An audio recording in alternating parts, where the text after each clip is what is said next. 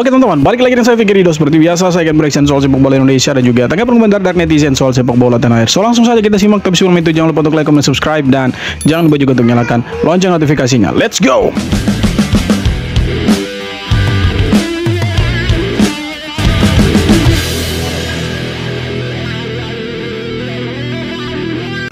Makin power lah Malaysia lepas ni, sebab ada 4 pemain warisan yang akan join skuad Harimau Malaya tau. Silap-silap kita ni akan ke Piala Dunia tak lama lagi. Jom aku sembang sikit pasal benda ni. Sebelum tu, korang yang minat let's go lah Malaysia, nakkan update, tekan butang follow dekat sini. Dah tekan? Mantap. Aku dah katakan hari tu, bila revolusi Harimau Malaya ni bermula di bawah pimpinan TMJ, memang laju sangat dia buat kerja. Sebelum ni memang kita tak dapat player-player warisan, player-player naturalisasi, memang lambat.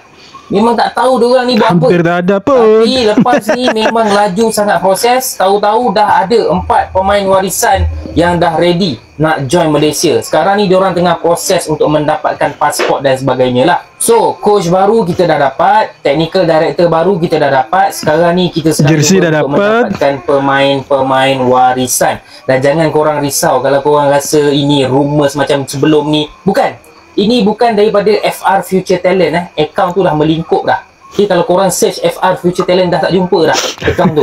Memang dah hilang sebab ini daripada sumber yang rasmi, sumber yang official. Okay, jangan risau. Ini bukan rumours.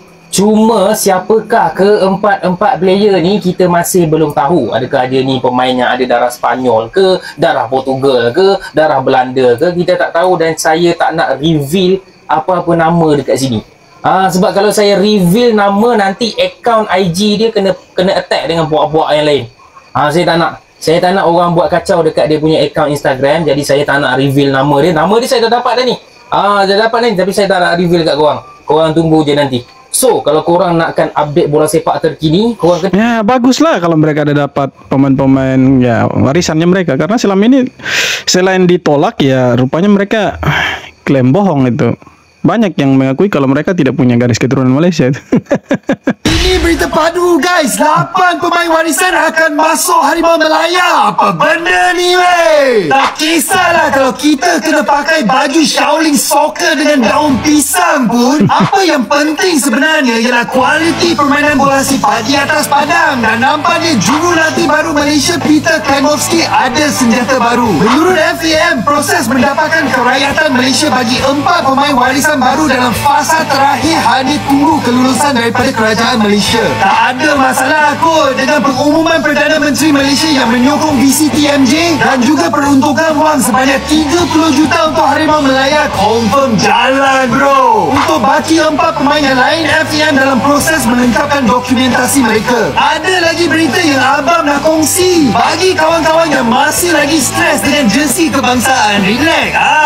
Baju template ni sementara saja. Pasal FAM baru saja sign MOU dengan Puma beberapa hari yang lepas. Jersey design yang betul-betul custom Harimau Malaya akan keluar di bulan 7. Masa tu bukan saja jiran serumpun, Ronaldo pun akan dengki dengan jersey Harimau Malaya. Ngeri. Tapi memang Malaysia ini sepertinya mereka ini mau meniru langkah yang diambil sama Indonesia.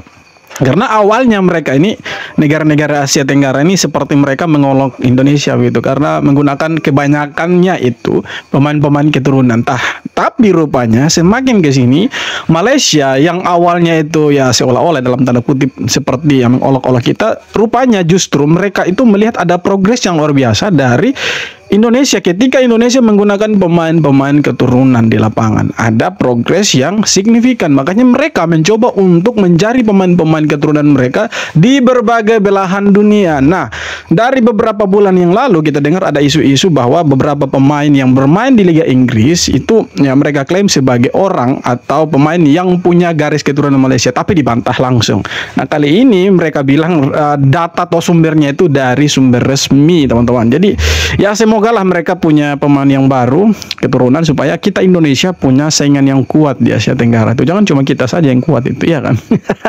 Pecahi kaca mobil Marcelino kena begal di Inggris. Itu tak hanya terjadi terjadi di Indonesia. Nyatanya di Inggris juga kejadian. Pemain timnas Indonesia yaitu Marcelino yang mengalaminya sendiri. Para maling membobol mobilnya dengan memecahkan kaca. Tas Marcelino berserta isinya raib digondol maling. Dia membagikan kabar tersebut melalui unggahan story eksklusifnya di Instagram. Ini jadi kali kedua pemain timnas di Eropa kena maling. Sebelumnya ada Sandy Walsh yang juga kemalingan di Belgia. Dia kemalingan setelah mobilnya lupa tidak dikunci. Pecahi kaca. Ya, jadi harus ya selalu berhati-hati ya, kejahatan itu dia datang karena ada kesempatan dan juga ya karena ada niat dari yang pelaku kejahatan ya teman-teman. Jadi ya untuk kita semua lah, kita harus tetap berhati-hati, jangan sampai ya, orang-orang jahat di sekitar kita itu semena-mena terhadap kita. Dan ya syukurlah Marcelino tidak kenapa-kenapa, karena ya kita tahulah begal atau orang yang buat kejahatan seperti apa, karena mereka tidak segan-segan untuk melukai korbannya teman-teman. Jadi ya kita tetap waspada, tetap hati-hati dimanapun kita pergi dan berada. Yang penting jangan lupa berdoa dan jangan lupa jaga diri, itu saja. Untuk Marcelino semoga tidak terjadi apa-apa lagi lah. Dan semoga ini menjadi kali yang terakhir, ya pertama dan terakhir dia dibegal atau dapat perlakuan yang tidak enak di sana. Ya, karena ini bisa mengganggu dia juga sebagai seorang pemain profesional kan. Jadi ya, hati-hatilah untuk kita semua, hati-hati karena kejahatan itu bisa datang kapan saja. Jadi kita ya semua harus tetap hati-hati. Oke, guys, jadi di sini lihat jajaran staf dan pelatih timnas Indonesia yang sudah ready.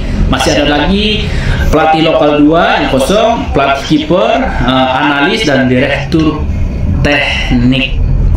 Nah, di sini gua mau ngajak teman-teman semua nih. Kira-kira nih, menurut teman-teman semua nih, dari pelatih lokal yang 2 ini kira-kira siapa yang layak dan cocok untuk menemani asistennya pelatih Patrick Kluivert? Kalian komen di bawah sini. Dan nah, ini untuk asisten pelatih ada satu asisten baru yang akan datang nanti. Nah, dia itu sekaligus sebagai pelatih kepala dari timnas U23. Nah, kalau kita lihat dia punya profil sebagai pelatih pun ya menurut saya kurang mentereng, karena dia itu ya memang secara sebagai pemain dia itu bagus ya di era tahun 80-an kalau saya tidak salah. Tapi sebagai pelatih rupanya dia ini hanya melatih kelompok umur ya, mungkin itu salah satu tolak ukur ya dari PSSI untukpun Patrick Kluivert, sehingga dia ini diangkat sebagai pelatih kepala U23 sekaligus asistennya Patrick Kluivert. Nah, untuk pelatih lokal saya pikir ini kan mungkin masih di vote ya, pakai voting lagi. Jadi siapapun nanti ya kita ya ini masih misteri teman-teman ya. Semoga yang menjadi asisten pelatih pun ya dia kompatibel, kemudian dia ya punya niat yang pasti punya niat yang baik. Maksudnya dia ya punya kerja keras, tanggung jawab dengan timnas ya, supaya bisa bekerja sama dengan Patrick Kluivert dan asisten-asisten yang lain untuk timnas itu semakin maju lagi. Harapannya kan lebih bagus dari sebelum-sebelumnya, karena ini PSSI pecat Sintayong dengan menggantikan dengan 3 pelatih sekaligus, iya kan. Jadi harapannya dengan adanya 3 pelatih sekaligus ya Indonesia semakin lebih bagus dari sebelum-sebelumnya. Itu harapan yang terbaiknya. PSSI sudah mengumumkan di akun resminya ya, tapi ini ada yang janggal menurut gua. Ini adalah Gerald Vandenberg, yaitu yang akan membantu Patrick Kluivert. Dia sudah resmi ditunjuk oleh PSSI. Ini kita objektif aja, kita cek dah sekarang. Kalau sebagai pemain dia udah nggak diragukan lagi lah. Dia main di Ajax, di PSV Eindhoven, dan banyak juga golnya. Dia juga main di tim nasional Belanda 40 kali lebih. Tapi sebagai pelatih ini ada yang janggal. Jadi setelah dia pensiun dari 1860 Munich, Vandenberg langsung kembali ke PSV Muda. Dia pegang PSV Muda, tapi juga dia pegang mantan klubnya yaitu TSV ya di situ ya. Tahun 2004 April. Tapi tim yang dia pegang akhirnya kena degradasi dari Bundesliga. Di tahun 2006-2007 Vandenberg dia pegang Helmond Sport di Eerste Divisi. Dan di tahun yang sama tanggal 17 Februari dia dipecat. Nggak lama loh dia. Kayaknya karir kepelatihannya sih nggak mulus-mulus banget. Nah, mungkin ada opsi-opsi lain atau tolak ukur lain yang digunakan sama PSSI sampai si Gerard Vandenberg ini diambil jadi pelatih kepala U23 dan juga asisten pelatihnya Patrick Kluivert. Ya, kita tidak tahu ya tolak ukur mereka itu seperti apa. Tapi kalau kita lihat dari karirnya dia sebagai pelatih ya tidak cukup mentereng begitu ya kan. Ya agak mencurigakan juga. Masih jadi misteri setiap timnas Indonesia kalah akun Instagramnya gak pernah update skor akhir laga. Ya itulah yang terjadi selama ini. Kemarin saat timnas U20 kalah dari Yordania, akun timnas tak update skor hasil akhir pertandingan. Begitu pula saat kalah melawan Filipina dan Vietnam di AFF lalu. Hanya saat kalah dari timnas Jepang, akun timnas Indonesia memposting hasil akhir pertandingan. Ini masih lebih terhormat akun Timur Leste yang memposting hasil akhir pertandingan melawan Thailand masih kalah 10-0. Hingga saat ini masih menjadi tanda tanya besar. Kenapa pas timnas kalah, akun timnas update hasil akhir laga? Ya mungkin dia punya admin malu kalau misalkan Indonesia diupdate terus kekalahannya, harus menang-menang terus begitu. Lain halnya dengan kalau misalkan senior ya kan, terakhir itu senior waktu lawan Jepang mereka update, selanjutnya kan tidak ada. Mungkin adminnya malu gitu, kenapa Indonesia kalah terus gitu kan. Ini mungkin bisa jadi ya. Ya, Coach Shin hari ini terakhir di Indonesia. Besok dia sudah kembali ke Korea, guys. Terima kasih Coach Shin atas pengorbanannya selama ini. Buat kalian, momentum apa yang kalian gak pernah lupa saat Coach Shin menjadi pelatih Indonesia? Nah, ini sudah tidak jadi pelatih pun masih ada pengamat-pengamat yang masih sibuk membicarakan dia. Banyak sih, bukan cuma Towel saja, ada beberapa orang itu. Cuma sudahlah, rupanya mereka cari sensasi di NXT ya. PSSI resmi menunjuk Gerald Van der Burg menjadi asisten pelatih senior timnas Indonesia dan pelatih kepala timnas Indonesia U23. Tapi sebagus apa sih pelatih baru timnas Indonesia U23 kita ini, guys? Yaps, Gerald Van der Burg lahir di Utrecht, Belanda, 5 Maret 1964. Dan dia memiliki caps bermain bersama timnas Belanda sebanyak 42 caps. Nah, secara karir kepelatihannya memang Gerald Van der Burg ini memiliki jam terbang yang lumayan bagus, guys. Dengan melatih tim-tim kelompok usia, di mana ia pernah melatih PSI U19, Ajax U18, Ajax U21 dan U17. Artinya untuk melatih kelompok usia, Gerald Van der Burg ini udah memiliki segudang pengalaman. Nah, pertanyaan terbesarnya adalah apakah ia bisa sukses melatih timnas Indonesia U23 kita? Karena dengan bergabungnya Gerald Van der Burg ini, guys, berarti sudah memenuhi slot untuk asisten pelatih luar. Nah, tinggal yang masih kosongnya adalah asisten pelatih lokal, guys, ada 2. Kemudian pelatih kiper, tim analisis, dan direktur teknik. Jujur kalau melihat jajaran pelatih dan staf pelatih timnas Indonesia saat ini, aku pribadi sangat optimis timnas Indonesia memiliki prestasi yang lebih baik ke depannya. Semoga aja ya, guys. Dan sekali lagi selamat bekerja buat Gerald Van der Burg yang udah resmi menjadi asisten pelatih timnas Indonesia senior. Nah, mungkin dia punya nama besar yang buat PSSI ya, sampai tertarik merekrut dia jadi pelatih kepalanya U23. Mungkin supaya bisa menarik semakin banyak pemain-pemain keturunan yang ada bermain di Eropa untuk datang dan bermain untuk Indonesia. Mungkin ya, karena nama besarnya dia tuh sebagai pemain ya, bukan sebagai pelatih itu. Full time, timnas Indonesia kalah, guys, malam ini dari Yordania dalam laga pembuka Mandiri U20 Challenge Series 2025. Waduh, sangat disayangkan sekali ya, guys, padahal timnas Indonesia kita itu hanya melawan 10 pemain, guys, dan bermain di kandang kita sendiri. Ya, memang di dalam mini turnamen ini menang kalah itu urusan belakangan, guys. Tapi yang menjadi catatan serius adalah timnas Indonesia kita tadi tidak menguasai lini tengah, walaupun lawan hanya bermain dengan 10 pemain. Di mana kekurangan timnas Indonesia itu masih kurang dalam mencari ruang kosong di lapangan. Ya, padahal seharusnya dengan kita bermain di kandang kita sendiri dan bermain melawan 10 pemain, harusnya timnas Indonesia itu mampu mengalahkan Yordania di babak kedua. Dan timnas Indonesia U20 yang dikalahkan Yordania malam ini adalah tim yang pernah mengalahkan Argentina, guys, beberapa waktu yang lalu. Jelas ini sangat disayangkan. Coach Indra Syafri benar-benar harus mengevaluasi lagi, guys, dari segi permainan. Karena di turnamen sebenarnya besok di Piala Asia U20, lawan yang akan dihadapi oleh timnas Indonesia itu pasti lebih berat, guys. Ya, semoga di pertandingan berikutnya timnas Indonesia bisa menampilkan permainan yang lebih baik dan pastinya strategi yang lebih matang, guys. Kalau menurut kalian gimana nih? Apa nih yang salah dari tim? Ini ya kalau kita bicara U20 saya pikir masih banyak sih yang harus dibenahi ya, lebih khususnya di lini serang, karena kalau tidak ada Jens Reven ini sepertinya kerepotan lini depannya kita. Nah, kemudian ya ini ya dari tengah ke belakang sayap, nah, umpan jauh, cuma begitu-begitu saja. Jadi seperti ya membosankan gitu. Cuma mungkin itu strategi dari pelatih, kita juga ya hanya bisa nonton kan.